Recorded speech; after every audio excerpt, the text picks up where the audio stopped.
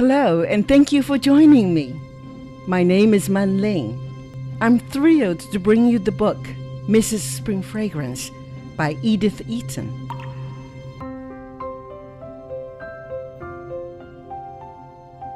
Some of you might know her by her pen name, Xue Xinfa, which means Narcissus in Chinese. Born in the UK in 1865 to an English father and Chinese mother.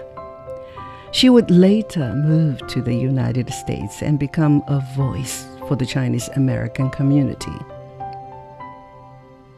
It was at the turn of the 20th century that Edith Eaton brought into the world the story of Mrs. Spring Fragrance, whose love of English poetry would cause a cross-cultural confusion severe enough to nearly tear a marriage apart.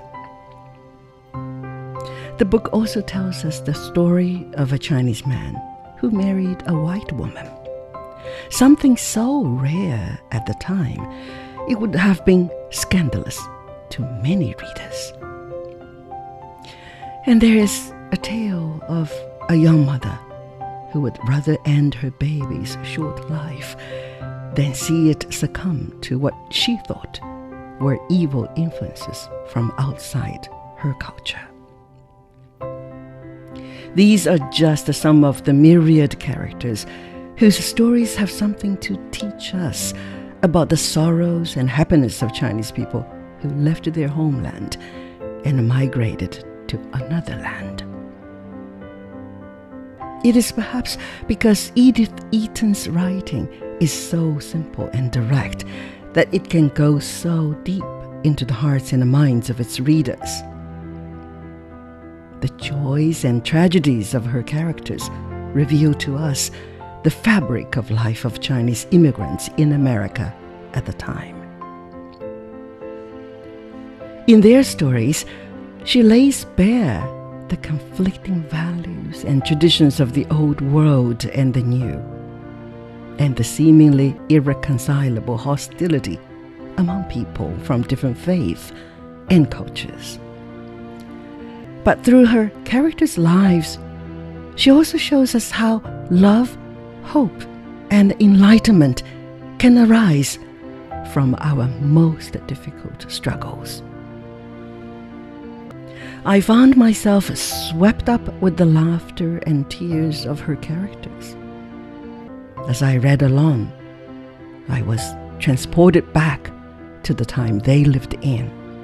But when I put the book down, I found myself reflecting on the times I myself have lived through, and how the Chinese communities I have been a part of have come to terms with conflict, change, and different ways of belonging in their part in the world.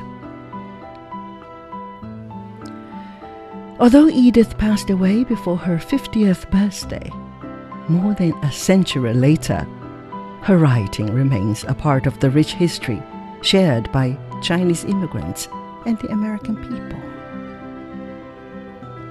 Deeply touched by these stories, I have tried my best to faithfully bring to life Edith Eaton's characters in the mind of the listeners. I hope you will enjoy her vivid descriptions and thoughtful reflections as much as I did.